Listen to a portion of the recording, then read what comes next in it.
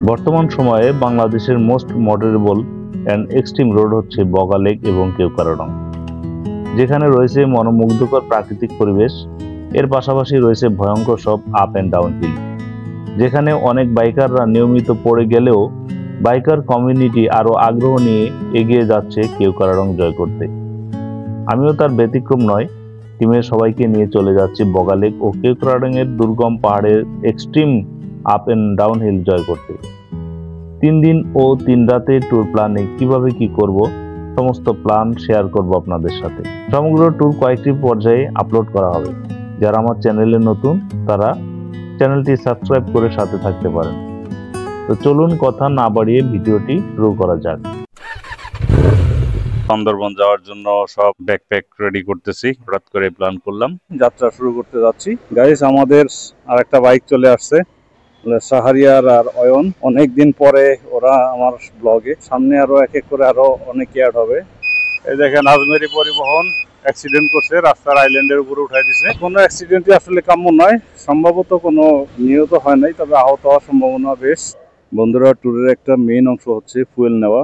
আর ভালো fuel pump থেকে যদি ফুয়েল না নেওয়া হয় তাহলে সারা পথ হচ্ছে আপনাকে বিভিন্ন ঝামেলা পোহাইতে হবে। এই পিক আপ নিবে না, এই স্টার্ট বন্ধ হয়ে যাবে। আর এর জন্য আমি হচ্ছে লং ট্যুরে গেলে চেষ্টা করি সবসময় ট্রাস্টার থেকে ফুয়েল নেওয়ার জন্য। ফুয়েল নেওয়া শেষ, 1000 টাকার ফুয়েল নিলাম। আমার হাঙ্কে পর্যন্ত চলেছে 48,575 কিলো টিল টুডে। 0 কিলো করে দিলাম। আগের 500 টাকার মতো তেল ছিল, আর এখন নিলাম 1500। তো 1500 টাকার তেল নেওয়ার পরে আবার দেখাবো এই ট্যুরে টোটাল কত খরচ হয়, সেই বিস্তারিত সেটা আপনাদেরকে দেখাবো। এটা তো আমার বাইক, আর এটা হচ্ছে আমাদের অসীমদার বাইক, আর এ হচ্ছে অপু শালা বাবু, তা আগে পরে আছে। আর এ হচ্ছে আমাদের টিমের এবার হচ্ছে নতুন মেম্বার, আমাদের সাথে এবার যাচ্ছে পৃথ্বীরাজ। না, এটা হচ্ছে ওদের জিক্সার মনোটন। এটা তো কার্বোরেটর নাকি? FI carburettor. আর তোমার নামটা যেন কি? হ্যাঁ, দৃশ্য। ও, দৃশ্য আর পৃথ্বীরাজ, খুব সুন্দর নাম তো। আর এটা হচ্ছে আমাদের শাহরিয়ার, আমার কলিগ। এই দুজনই আমার কলিগ। তো আমাদের উদ্দেশ্য বান্দরবন। তো চলুন আমরা যাত্রা শুরু করি। আর যেতে যেতে আপনাদের সাথে আরো হ্যাং আউট হবে, আড্ডা হবে, কথা হবে।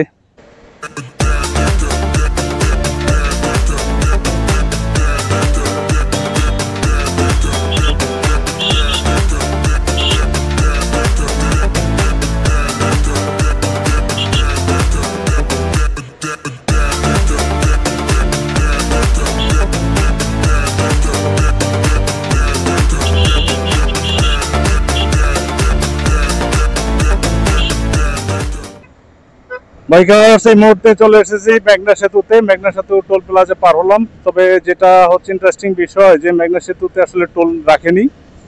আমরা বাহলেন দিয়ে এসেছি, মাঝে মধ্যে টোল রাখে, মাঝে মধ্যে টোল রাখে না। তো এরকম কেন হয় সেটা আমি জানি না, বাট এরকম হয়। তো এই মুহূর্তে আছি মেঘনাতে। আর সবসময় যে কথাটা বলি, ব্রিজের ভিউগুলো, রিভারের ভিউগুলো, এগুলো হচ্ছে নদীমাতৃক বাংলাদেশের একটা চিরন্তন বৈশিষ্ট্য। এই ভিউগুলোর মতো জায়গা আমি আসলে কখনো মিস করতে চাই না। এইসব জায়গা আসলে আমি অবশ্যই চেষ্টা করি ভিডিও শ্যুট নেওয়ার। এটা হচ্ছে আমাদের একটা বাইক, সামনে একটা, আর একটা বাইক আছে পিছে। তো দাদাকে সামনে দিয়েছি, আর পিছনে হচ্ছে একটা বাইক আছে আমার কলিগের, ওরা পিছনে থাকবে, আর মাঝে আমরা দুইটা বাইক থাকবো। এইভাবে হচ্ছে আমরা প্ল্যানটা করেছি। আমি যেহেতু সিঙ্গেল, এই জন্য আমি মাঝে অবস্থান করতেছি। আর ওরা যেহেতু নতুন, ফার্স্ট টাইম হচ্ছে যাচ্ছে আমাদের সাথে, এই জন্য ওদেরকেও মাঝে দিয়েছি। শুক্রবার, স্বাভাবিকভাবে রাস্তা অনেকটা জ্যাম ফ্রি। ট্রান্সপোর্ট পর্যন্ত আমাদের রাস্তা একটু ভোগান্তিতে পড়তে হয়েছে। এরপরে এখন পর্যন্ত মোটামুটি ভালোই রাস্তা ফ্রি পাচ্ছি। এই লরিগুলো থেকে সাবধান, আমি লরিগুলো থেকে খুব ডিস্টেন্স নিয়ে হচ্ছে ওভারটেক করি, কারণ লরির যে বিশাল গ্যাপ, যদি কোনো কারণে স্লিপ করে বা যদি বাড়ি লাগে, একদম নিচে চলে গেলে আর বাঁচার কোনো সম্ভাবনা নাই, যদিও রক্ষা করার মালিক আল্লাহ রাব্বুল আলামিন।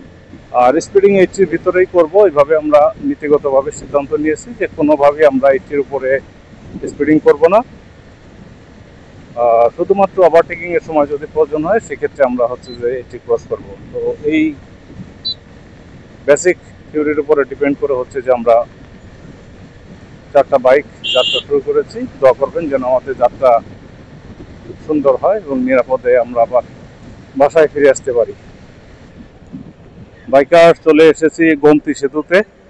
আর বান্দরবন, চট্টগ্রাম, এদিকে কক্সবাজার যখনই বাইক ট্যুর দিয়েছি সবসময় হচ্ছে রাত্রে যেতাম। এবারই হচ্ছে যে দিনের আলোতে যাচ্ছি।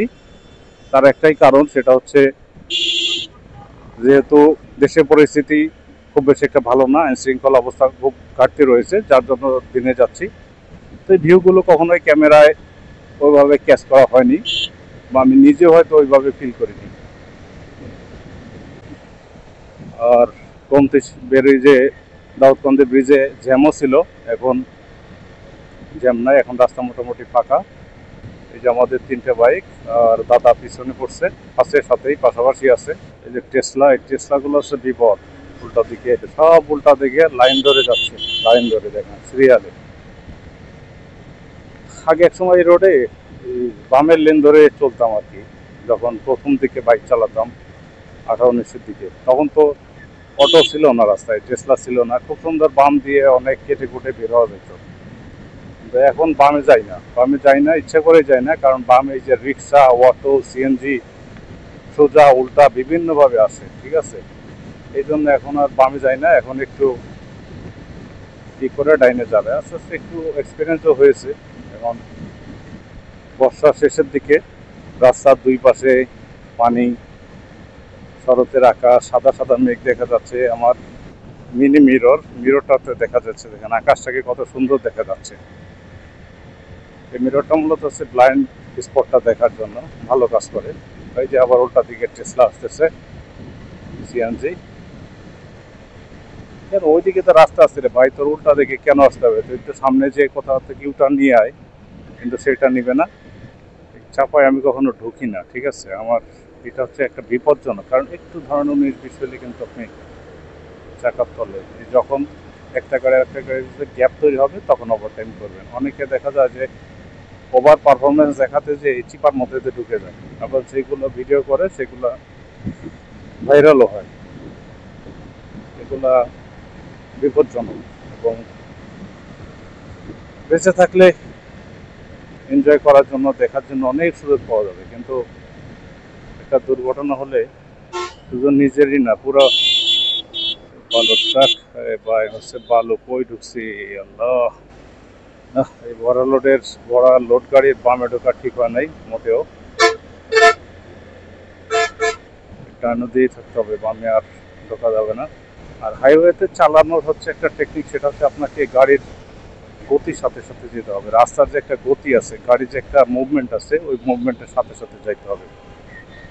খুব বেশি ওভার স্পিডের না, আবার হচ্ছে যে সব গাড়ি আপনাকে ওভারটেক করে যাবে এরকমও না। ইলিয়টগঞ্জ পার হচ্ছে এখন। বাইকার্স চলে আসছি মিয়ামিতে, এখানে একটা ব্রেক দিব।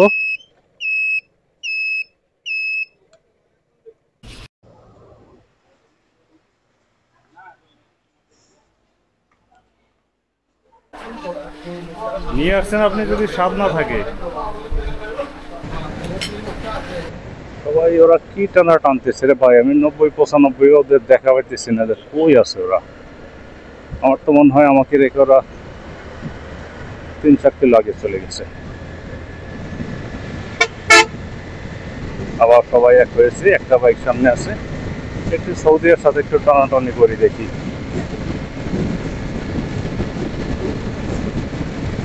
রাস্তাটা ভালোই, সেবা রোড নাই।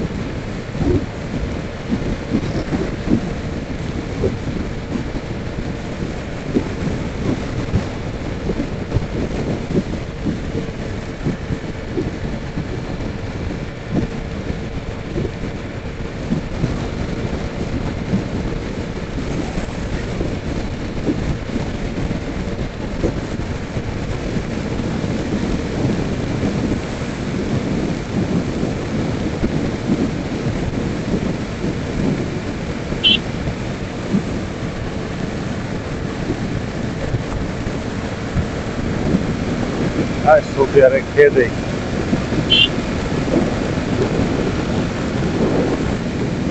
পচা গাড়ি হাং সবচেয়ে সস্তা গাড়ি। আলহামদুলিল্লাহ চালানো তো কম চালাও না, ঢাকা শহরে যেভাবে চালাইছি আর সাজেক, বান্দরবন, কুয়াকাটা, খাগড়াছড়ি, টেকনাফ,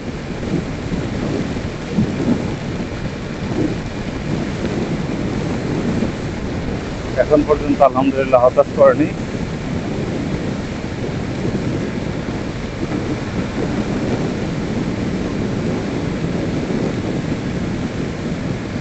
বলে এরকম রাস্তা পেলে, এরকম ফাঁকা, এরকম ক্লিন, এরকম সুন্দর রাস্তা পেলে বাইকের স্পিড এমনি একটু উঠে যায়। তাও চেষ্টা করতেছি 90-এর মধ্যে রাখার জন্য, 90-এর উপরে যাতে কোনোভাবে না যায়।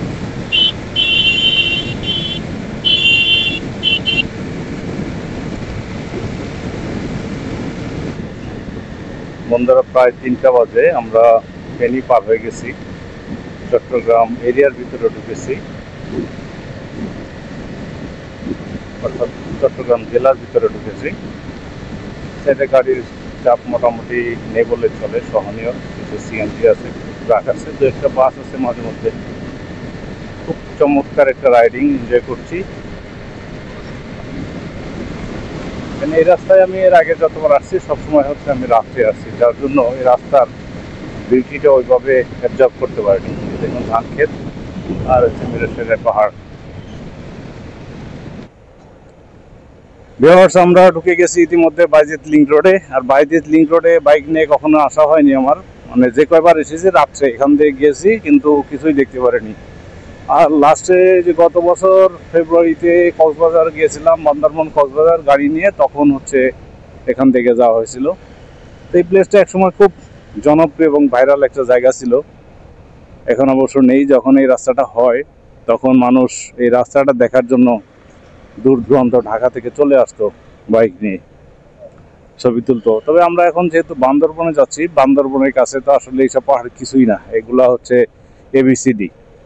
তো তারপরেও যারা কক্সবাজার যাবে বা বান্দরবনের গভীরে যাবে না, তাদের জন্য এই পাহাড়গুলোই হচ্ছে অনেক দর্শনীয় এবং মনোমুগ্ধকর একটা বিষয় হতে পারে। আমরা একটু ছবি তুলবো, এখানে একটু ফটো সেশন করবো। সুন্দর দেখুন পাহাড়টা কাটা হয়েছে, সেই কাটা পাহাড়ে আবার হচ্ছে ঘাস হয়েছে, সুন্দর ঘাস, ঘাসের জন্য নাইস, অসাধারণ লাগছে। এটা হচ্ছে আমার হাঙ্ক, পুরাতন হাঙ্ক। এ হচ্ছে বাকি 2টা বাইক। বাইজিৎ লিংক রোডের কাটা পাহাড় চট্টগ্রামে। একসময় এই লিংক রোডটা অনেক দর্শনীয় একটা জায়গা ছিল, মানুষ এই লিংক রোড দেখার জন্যই আসতো ঢাকা থেকে। তো যদিও এখন এটা স্বাভাবিক হয়ে গেছে, আর যারা বান্দরবন যাবে তাদের কাছে তো অ্যাকচুয়ালি এটা তেমন কিছুই না। তো বাইজিৎ লিংক রোডে আসলে একটু পাহাড় পাহাড় একটা ফিল আসে, যারা পাহাড়ে কখনো যায়নি বা শুধু কক্সবাজার যাবে, তারা এখান থেকে পাহাড়ের একটা ভাইব নিতে পারবে। এই রাস্তার মেমোরিটা আমার কাছে ছিল না, যদিও একাধিকবার বিভিন্ন সময় বিভিন্নভাবে আসা হয়েছে। এবার এই মেমোরিটা স্টোর করা হচ্ছে আলহামদুলিল্লাহ। আর বিকাল হলে কিন্তু বাইজিৎ লিংক রোডে মানে দর্শনার্থীদের উপচে পড়া ভিড় দেখা যায়। শুক্র শনিবার হলে তো আরো কিছুটা বেশি। আমাদের যেতে যেতে সম্ভবত রাত হয়ে যাবে, কারণ আমরা খুব বেশি ব্রেক দিয়ে ফেলছি। এখন চিটাগাং থেকে আমাদের সাথে আরেকটা বাইক যুক্ত হয়েছে, এখন আমরা মোট 5টা বাইক, নতুন বাইক যুক্ত হয়েছে। এটা হচ্ছে সিরাজ ভাই, সিরাজুল ইসলাম, যে আমার অন্যান্য ব্লগেও দেখেন, উনি চিটাগাংয়ে থাকে, আমাদের সহকর্মী, আমার পোস্টিং এখানে। আর এই রোডে আসলে এই ব্রিজের ছবি তুলে না বা ভিডিও করে না এরকম ব্লগার পাওয়া প্রায় অসম্ভব। এখনো প্রায় 100 কিলোর কাছাকাছি। আমাদের আজকে অবশ্য ব্রেক দেওয়াটা একটু বেশি হয়ে গেছে, আমরা বেশ কয়েকটা ব্রেক দিছি, প্রায় 5টা-6টা ব্রেক দিছি, কারণ 2জন নিউ কামার ছোট ভাই আসছে, ওরা মাঝে মধ্যে ব্রেক দেয়, সম্ভবত স্মোকিং করার কারণে। 1 hour later. তো কক্সবাজার যাবে হচ্ছে সোজা, আর আমাদের যেতে হবে হচ্ছে এখন বাম সাইডের এই রোড দিয়ে।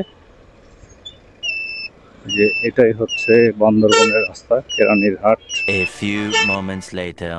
বাইকার্স, এখানে আমাদের এনআইডি চেক করা শেষ। এখানে হার্ড কপি না হইলে হয়, আপনার মোবাইলে যদি সফট কপি থাকে জাস্ট শো করলেই হবে যে আপনার এনআইডি কার্ড আছে। তো বান্দরবন ঘুরতে আসলে অবশ্যই আপনাকে এনআইডির ফটোকপি সাথে আনতেই হবে, এর কোনো বিকল্প নাই।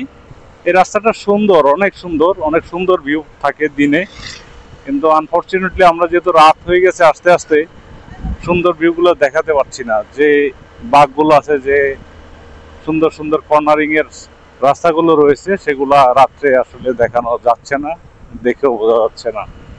এটা হচ্ছে মেঘলা পর্যটন কেন্দ্র। তো সকাল 8টা থেকে বিকাল 5টা পর্যন্ত খোলা থাকে। এই বিষয়ে মেঘলা পর্যটন কেন্দ্রের বিষয়ে ভিডিও আছে আমার চ্যানেলে, ওখান থেকে যে দেখে আসতে পারেন। বান্দরবন শহরটা ছোট হলেও বেশ গোছানো এবং অনেক সুন্দর। আমি এবার দিয়ে সম্ভবত 6বার বা 7বার আসলাম বান্দরবন। জেলা পরিষদ কার্যালয়, এখানে আমরা থাকবো ইনশাল্লাহ। আমরা বাইকগুলো পার্কিং করে রাতের ডিনার করার জন্য চলে গেলাম জামান হোটেলে। হোটেল জামান হচ্ছে বান্দরবনের একটা ভালো খ্যাতিমান রেস্টুরেন্ট। 8 জন, এই জন্য আমরা 3টা রুম নিয়েছি। এই একটা রুম,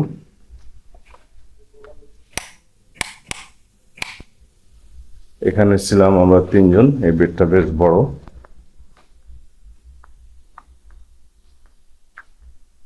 এই যে এসি সহ ফ্যান, ওয়েল ডেকোরেটেড, সুন্দর একটা ছিল।